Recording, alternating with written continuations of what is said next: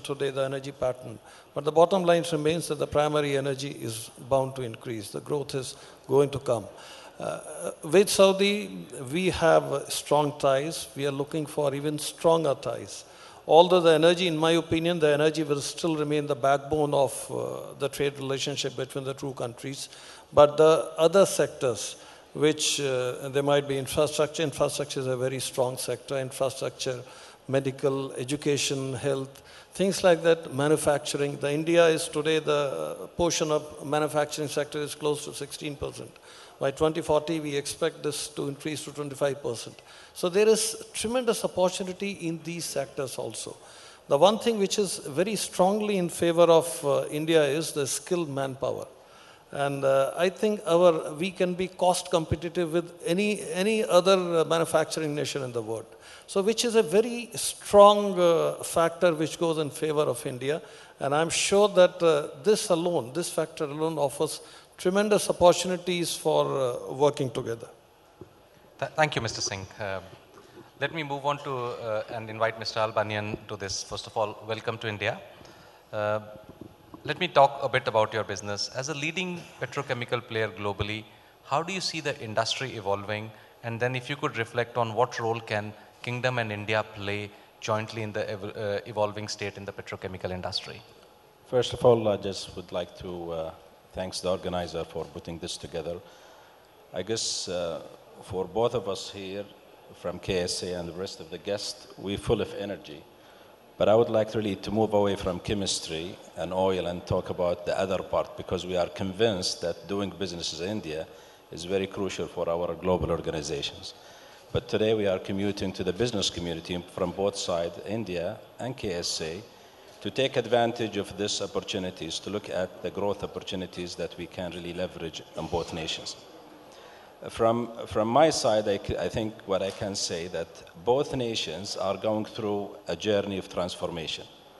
We have a 2030 vision driven by our Crown Prince, supported by our two holy mosques, King Salman, and in the same times also the Prime Minister Modi are driving transformation vision for India. If you look at the details of those two visions, there is an overlap on some of the key parameters. One of them, creating jobs for our youth. Both are really very crucial. If you look at India, for example, you are talking about rehabbing or reskilling more than 400 people by 2022. This is a great opportunities that we can leverage them in both trade between both nations. If you look at also technology and transformations, technology is a key component of our 2030 vision. If you look at my industry, it's no longer the feedstock is the crucial. Technology and innovations and talent is what matters. So India has a very strong leverage of skilled talent that can help on innovation and transformation. And our 2030 vision also drive for knowledge transfer.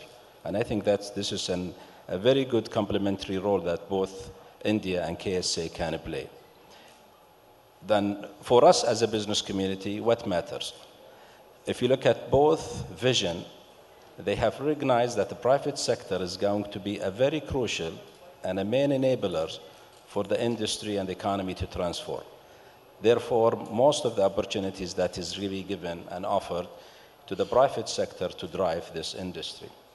Now, from that perspective, there are so many opportunities. I mean, we have the former speakers, Mr. Al-Harthi and Mr. Al-Hariri, they were talking about business opportunities. And these business opportunities, not only from one side, from both ends. We are trying to attract also Indian investors to the kingdom, but in the same times, we are encouraging our business community in KSA to do business in India. Last year, for example, SABIC, we have more than 39 projects has been approved between both India and also KSA, which could really bring more value to our business community. So there are so many things that we can do together in order for us to leverage this. Finally, I think Mr. Amin al-Nasser has mentioned this clearly. We have huge growth of populations that they are moving from really the suburb to urbanizations. I'll give you an example. By 2025, more than 350 million Indians, they're going to move to smart cities. Just imagine, this is the size of United States moving from to the urban side. They're going to demand a middle class and high level of quality, means there is a more demand and more growth for our business community. Thank you. Thank you, Mr. Albanyan. Let me move from the exciting world of energy to even more exciting world of information technology. Mr. Premji, you have been a pioneer in information technology domain and a visionary there. Do you see information technology as a means for enhancing cooperation between KSA and India? Is this also a vehicle for transforming these economies? Of reading in some depth the vision 2030 of the country. If you don't mind, can you take this mic? How do I get it on? Okay. You know, I took the trouble of reading in depth the vision 2030 of KSA, and three words stood out to me there, you know, which was really fundamental to that vision. One was vibrant, the other was thriving, and the third was ambitious. And all three words fit in beautifully with the IT industry. I mean, it is really the driving force for these kind of initiatives. I think KSA has a unique opportunity of having a low traditional install base of IT. And therefore, it can jumpstart from that into the new IT, which is completely different and transformed from the old IT. Though it serves some of the purposes of the old IT, it has so embedded itself into the organization that it virtually runs the organization.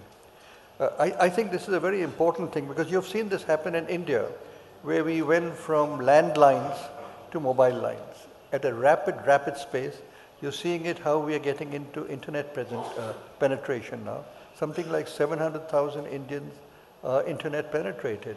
And you're seeing it in the literacy on the cell phone of the Indians, because they didn't have a tradition of working with a certain system. KSA has a similar tradition. Two is India today has 4 million trained IT professionals. They're seasoned, they're experienced, they're trained and they're retrained by the industry. They bring now today growth rates for the Indian IT industry, which is significantly faster than the global growth rates. So the industry is gaining market share. I say this because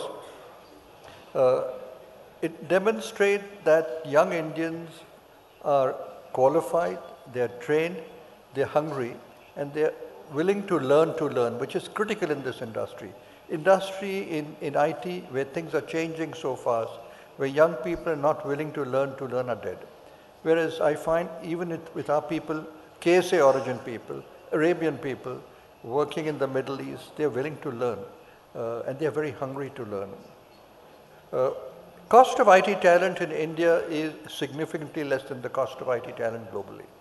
That is a major advantage, is because it can be available to IT companies and to organizations and to industry in KSA at reasonable rates. But more important on that, I think there is a higher comfort level of Indians working in Saudi, and there is a higher culture max with people working in Saudi. So it makes for a very comfortable state of affairs vis-a-vis working with Indian companies in Saudi. The Saudi population, 58%, is less than 30 years. So it's a wonderful base to retrain people. It's a wonderful base to get young people to be willing to change things. One couldn't ask for a better market vis-a-vis initiatives from India. And I think Indian companies are realizing that. As an example, you know, we employ about 1,200 people in Saudi, out of which more than 55% are local Saudis. We have taken them with some experience. We have taken them majorly from campus and trained them. And we can get them effective. You know, we have the ladies in the Prince Nora Park. We are today at 500 ladies in the Prince Nora Park. And they're completely fresh. And they work better than the men. They're hardworking, they're more devoted. It's a major change in life for them. And we're very happy working with them. So we are now trying to introduce them outside the Prince Nora Park in terms of jobs. I think the universities in Saudi are fairly strong in mathematics and physics, which is really the foundation for IT. And we've had a lot of experience as a company. We work with about 250 universities doing one very simple thing. We upgrade the quality of the engineering teachers. And we find that a better teacher teaches better students. We rework with them to completely upgrade and modernize the engineering curriculum, which again is very relevant. And the same thing can be done by Indian companies, the same thing can be done by Wipro in the Saudi, which can bring a lot of value to Saudi education and engineering, a lot of excitement in Saudi education to engineering, because the excitement in any subject is a function of the teacher. If the teacher is able to bring it to life, many students who would not want to be engineers will turn and look at engineering seriously.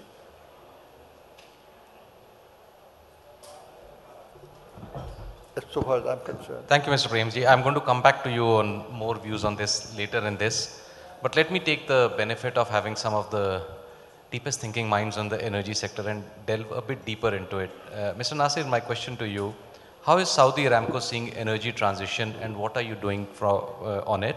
And from your perspective, what implications could it have for an economy like India?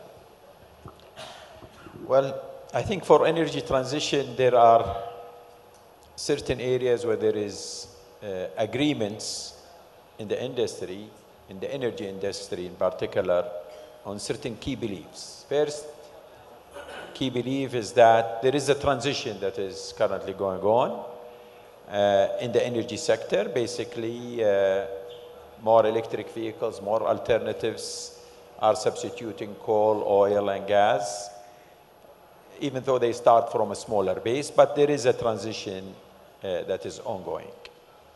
Second key belief is that the world needs adequate, reliable, and affordable supply of oil and gas or energy. So this is where the consensus ends. In terms of the energy transition, there are two narratives. The first narrative is that energy transition is going to happen within 5 to 10 years. All what you will see in the world is electric vehicles, oil will be stranded, and the level of acceleration on alternatives and renewables is going to be massive, where, as I said, in 5 to 10 years, everything will be stranded. The second narrative, which is what we believe in, is that transition usually takes decades, doesn't happen in 5 to 10 years. It progresses and it accelerates, but the progress and acceleration is slow. And the base where they are starting, you look at today the number of electric vehicles, 5 million, how much they offset from the oil production in 2018 by introducing more electric vehicles, 50,000 barrels of oil, out of 100 million barrels of oil that we supply the market every day. So what we said is the progress is very slow, let alone that most of them are fired by coal-powered plants. But so they are not as clean as claimed. But as I said, the number is very, very small. So we believe that that transition is going to be, will take decades. And for us as an industry, energy industry, we need to continue to invest. If we take the first narrative and build based on that, which is 5 to 10 years, nobody is going to invest in exploration. Look at the kingdom, for example, today, 260 billion barrels of oil reserves. Saudi Aramco today, with 260 billion barrels in the kingdom, still every year we have exploration program that will compensate for every barrel that we produce and every BTU of gas that we also produce or we market today.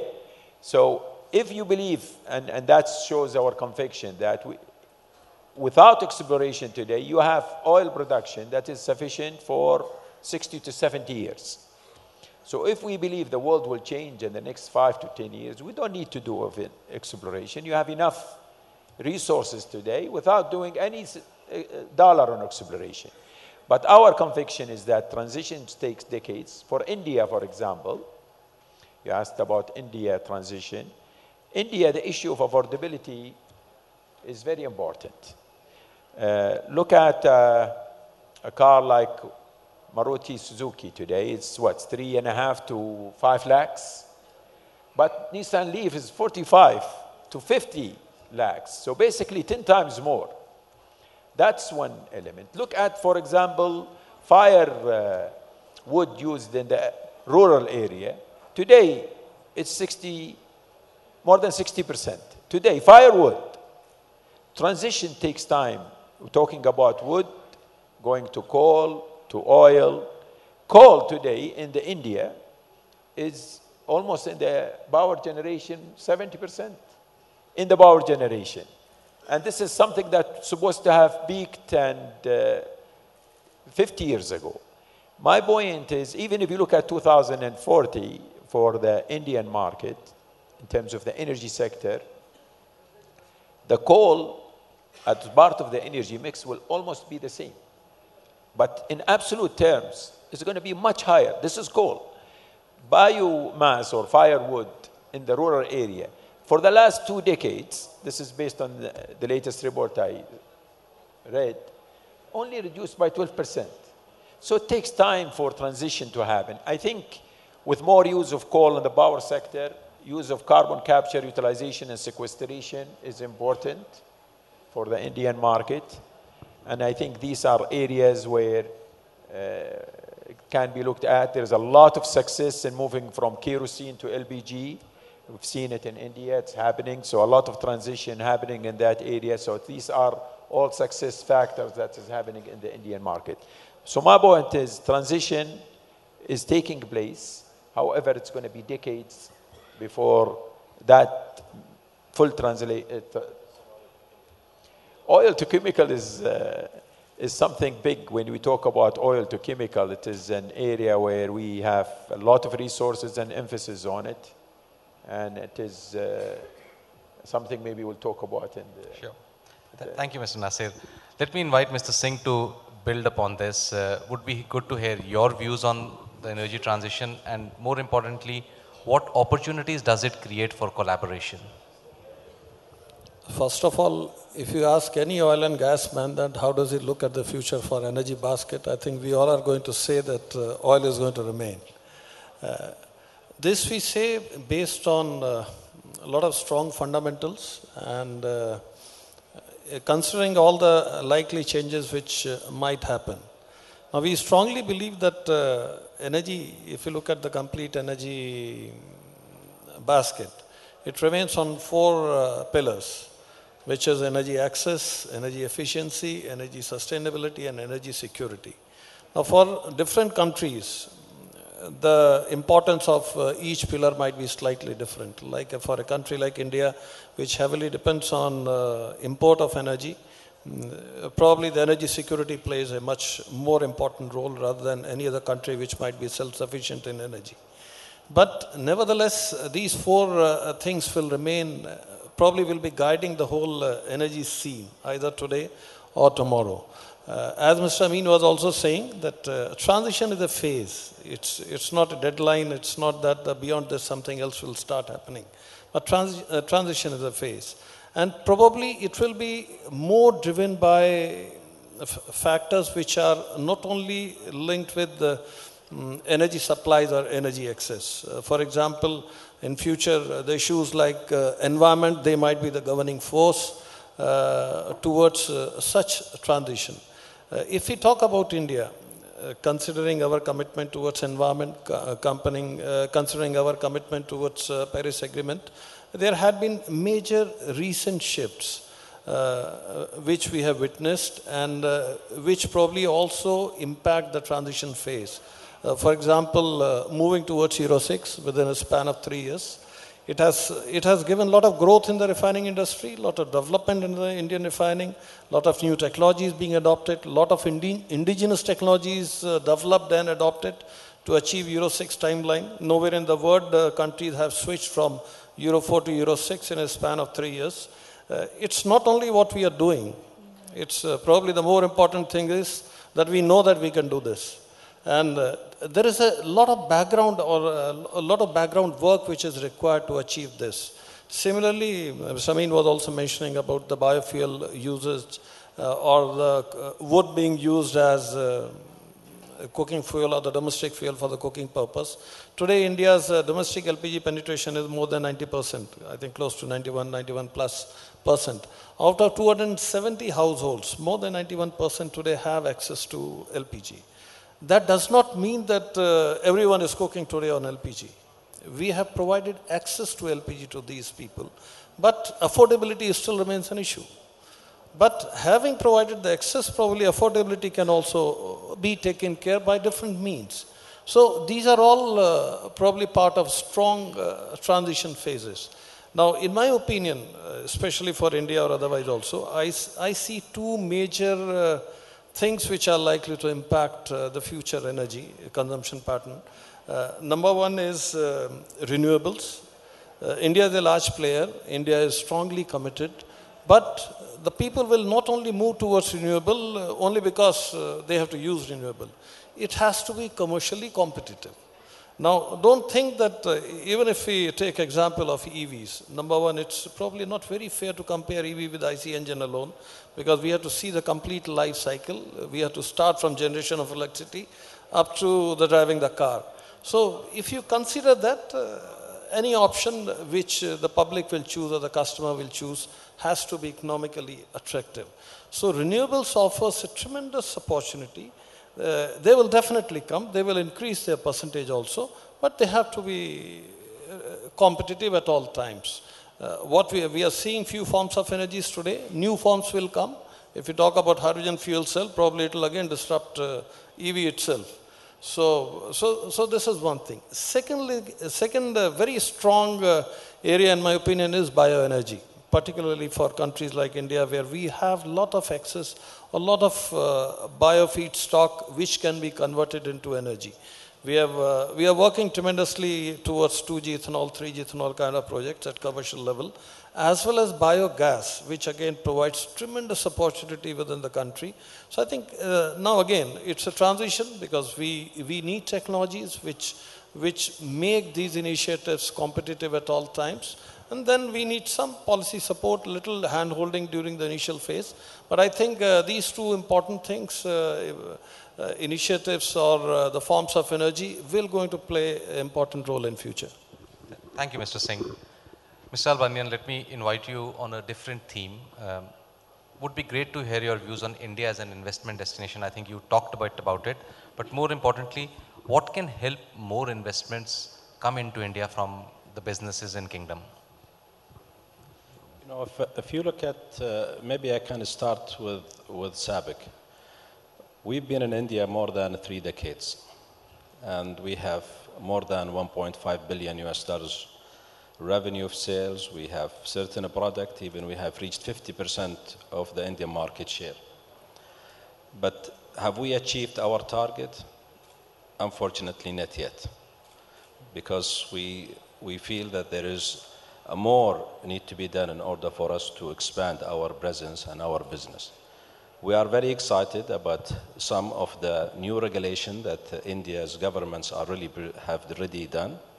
The GST, also ease of doing business index, there is a major improvements. These are very good opportunities, shows how the governments of his Prime Minister Modi are serious about opening up the environment and investment for foreign investors. And I think this will encourage SABIC and others, especially from KSA, to come and do more. In the same time, we should leverage this environments not only for Saudi investors, but also for the Indian investors. We have here, for example, is the head of His Excellency, the head of SAGIA, What keeps him awake at night? How can he improve the environments and business, easy business in the kingdom? So we need to do more in order for us to leverage both. Yes, there are good progress, there are good steps have been taken, but I think the potential, it's way more than what we have seen it today. We are both nations, are G20 members. We have a very strong economy. We have a potential growth, and I think we should leverage this. Especially in the area of technology, I think this is an area it has to come into a very at least minimum level of realizations. Of course, energy and chemicals specifically, India has a huge demand. I think at this point we don't really leverage it. In the same times, talent, an exchange of talent and skilled talent, especially with the growth project that we are doing in the kingdom, I think this is an opportunity for us to leverage it. So both nations has potential, but they still need some more work from a regulations point of view in order for them to attract more. But I'm confident what I have seen, at least for the last 3 years in India, there is a good start. In the same times, we experience in the kingdom a major transformation driven by our 2030 vision, where we're going to do more. Keep in mind, KSA will host also the G20, and we already started preparing for it, and I think this is going to give the Kingdom of Saudi Arabia a more attractive environment for Indian investors. And I hope in 2 years from today, we could see really a major leap improvement on the trade between both nations. Thank you, Mr. Alban. Let me invite Mr. Premji and to comment on this. Mr. Premji, you mentioned that you have gone through the Vision 2030. How do you see opportunities for companies, especially from the services domain in India, to partner in this journey? Just let us define services first. I would call services IT services, R&D services, healthcare services, logistics services, financial services, sports services, etc. Where I think India stands uniquely competent, including the fact that it has had so much experience with a very large base of consumption, is in IT services, in education services, and probably in health services. You just look at the facts. Something like 10% of the total doctor population in the United States in the best hospitals are Indians. More than 15% of the best professors in American universities, in engineering colleges, are Indian origin. So evidently, there is a standard of excellence available from within the countries themselves in a highly competitive environment like the United States.